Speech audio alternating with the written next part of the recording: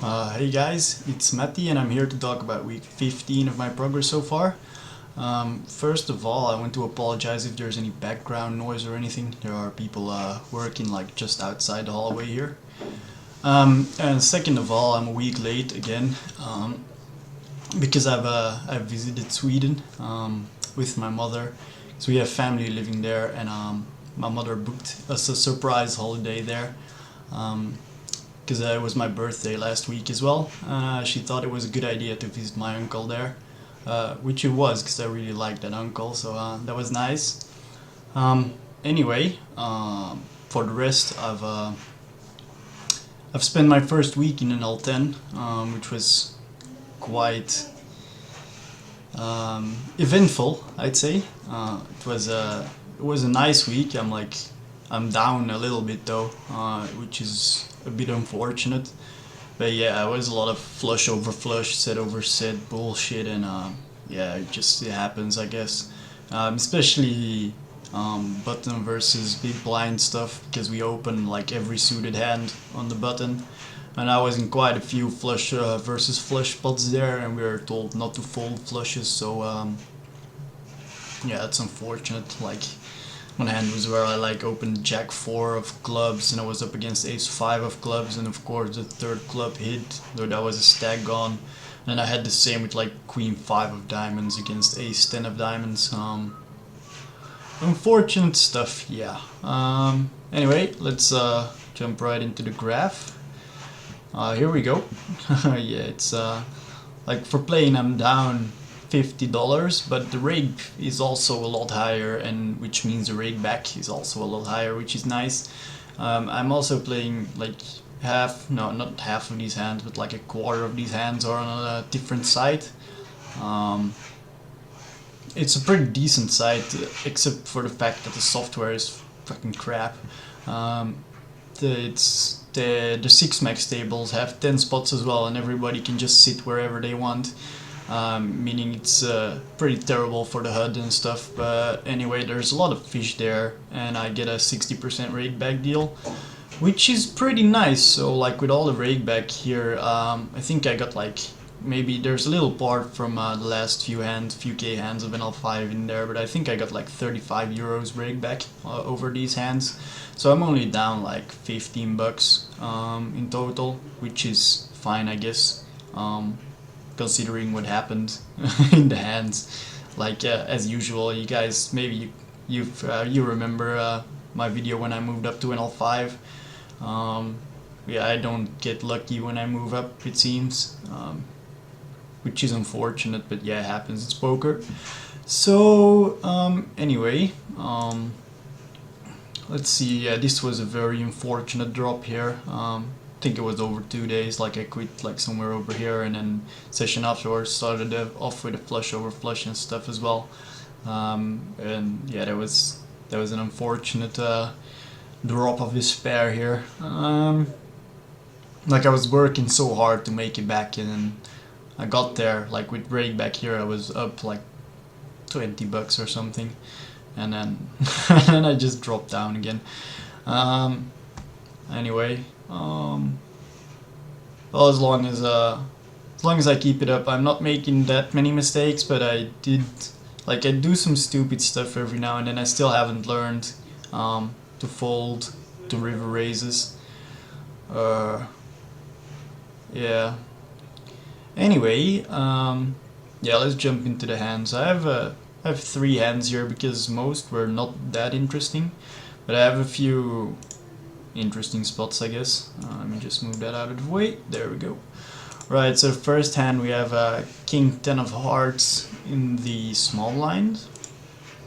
Middle position opens. He doesn't have a full stack, and he's playing 50-30 only over 10 hands, so it makes me think he's a bit of a fish. Tight guy in cutoff folds. Button calls, button is 50-40, 14 hands, so this is definitely a fish. So I decide to overcall here in the small blind. King 10 of hearts, nice hand, can flop pretty well. And the big blind calls as well.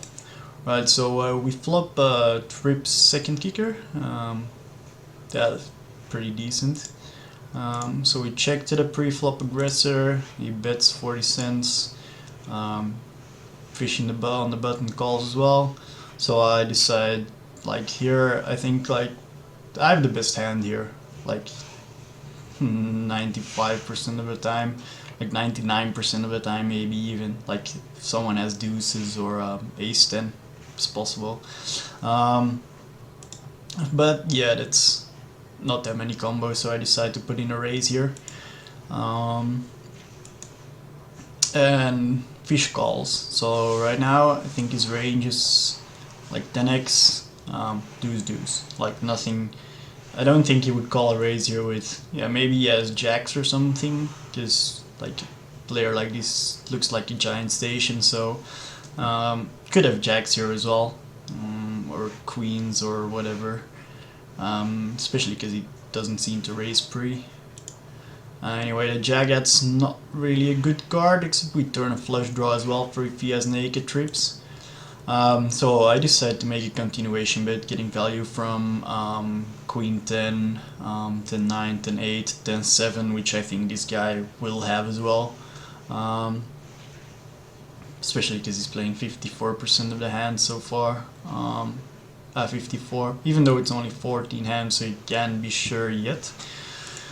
It calls again, and on the river we make a flush. So even if he had ace 10, we beat that now as well. So given the fact that he's 54% VPIP, I think I don't do anything else than a jam here. Like we beat any 10 now, except for jack 10 9. Yeah, so I just jam here to get value from ace 10, ace 10, queen 10, 10 8, 10 7. And he calls, and turns out he had 10 9, which was pretty unfortunate, but I still think the play I made was best, given his stats so far, even though it's only 14 hands. But I think he'll show up with 10 7 or 10 8 here as much as he'll show up with jack 10 or 10 9. Yeah, so well, on the river here, we have king of hearts, 10 of hearts. If I put in the range, like he has deuces, ace 10, king 10, queen 10, jack 10, 10 7 plus, and offsuit same. We have an easy value bet. Now if we like take away the offsuit combinations, let's say 10 7 suited, maybe he doesn't play that, but this is still fine, I think. We still have 63%, even if we put in the 9 offsuit, which I think he would play as well. We still have 57, so I still think it's an easy value bet. It's a shame we didn't win, of course, but yeah, it happens. I think it was fine. Right, so on to the next hand, I guess. Right, we have ace queen of spades in the big blind. Got a very passive guy raising here, so that's raising big, so this should ring an alarm bell here already. We have a nit calling. Yeah, I have ace queen of spades. This hand can flop pretty well, so I decide to call here as well. Flop top pair top kicker. Guy bets, other guy calls, so I don't see anything else here than a call, but I'm going to proceed with caution. People could still have flush draws here as well, like the and maybe some straight draws, but I don't know if they would bet that. Don't know if they would bet that three ways. Anyway, flop top 2 on the turn top 2. This guy bets $1 into $3 pot. This guy raises to $3. Right here, I'm making a mistake. I think against a bet and a re-raise, I don't think we're good here. Like it's only a like it's a bit strange though because it's only like a third of the pot and then a pot size bet. So technically we're not really calling a big raise. We're just calling a pot size bet here. But I think this is a mistake because I think um, we're if we're lucky we're in second place here, but I don't think we're ever ahead. Even though we block top and second set, it's still possible because yeah, especially when this happens. He's a super passive guy who raised big pre and then bet a third of the pot and then jams when two people call. This guy has a set like 99% of the times. And then when that guy shoves as well, spam click fold here. But I think the mistake was already made when I called the bet raise call. I think that call, that $3, I think that's $3 I should have saved. Because I don't think people would be that aggressive on turn with a flush draw anymore. Like he could still have a flush draw, but I don't think he would bet it that aggressive. I think this is a guy that checks those draws, especially considering he's 48.5. 3 bet of 3%. Like everything shows that this guy is a passive guy and he has to have something here. Like I don't know how fast I could. I was spam clicking fold here, but I was clicking it pretty damn hard. So even a flush would have got there. So even if it was a flush draw, we wouldn't have won anyway. But yeah, as I was thinking, this guy had a very strong hand. It couldn't be anything else, to be honest. Like this guy definitely had aces or queens. And the other guy had eights, so we were in third place. So eventually I found the right play, but I think I could have saved it. I could have saved the $3 there, especially three ways against bet raise with top two. Difficult. Maybe the call is fine, but I'm never getting it in here. Yeah, I think this is a spot where when I was playing NL2 or NL5 even, I think I would have called here, which is bad really. We're always in second or third place here. Yeah, so progress, I guess. Right. So and then the last hand, I think. Yeah, this is the last hand. We have 8-7 of hearts in the cutoff. Raise it up. Unknown villain calls in the big blind. Flop top pair. So make a c-bet. Calls. Turn is another 3. Dot bet again. Like I don't know what he's calling me with here. I have no idea what this player, how this player plays. So maybe there's not really draws out there because 5-6 already got there on the flop. But on these type of boards, if they're a random player, I see them call with a lot of random stuff. But then on the turn, maybe he has diamonds or something. If he calls again, I don't know. And he donks the river for a little less than half pot. So when a fish does this, we're supposed to call here because the king on the river is a total blank. Like it has nothing to do with this board.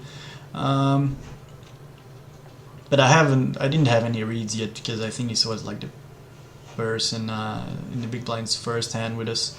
So I decided to call here to see what he takes this line with.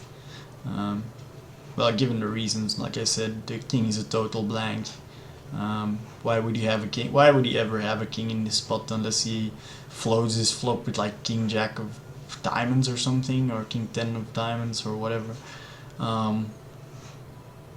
So let's see. So I call, and he has a 3. So Quick note on this player then, check all dunk line is for value and is not a bluff, so never calling his river dunks again if I don't have a really strong hand.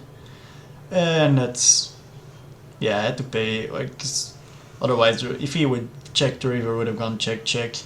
Now I had to pay $1.50 for this information, which is unfortunate, but yeah, information is information, I guess. Because a lot of weaker players do this with I don't know, like, if they have like 8-9 here or something, they would take the same line. So I think this call was fine. Yeah, you win some, you lose some. At least I learned something in his hand about this player. Alright, so I think that's it for the hands. Yep. Right, so I'm going to continue grinding out NL10 now.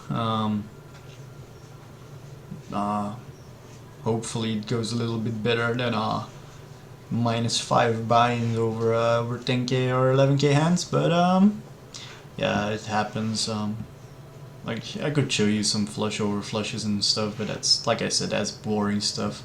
Yeah, it's interesting though. Like, I don't think there's a lot different in NL10. Like, I don't see a much difference than in NL5.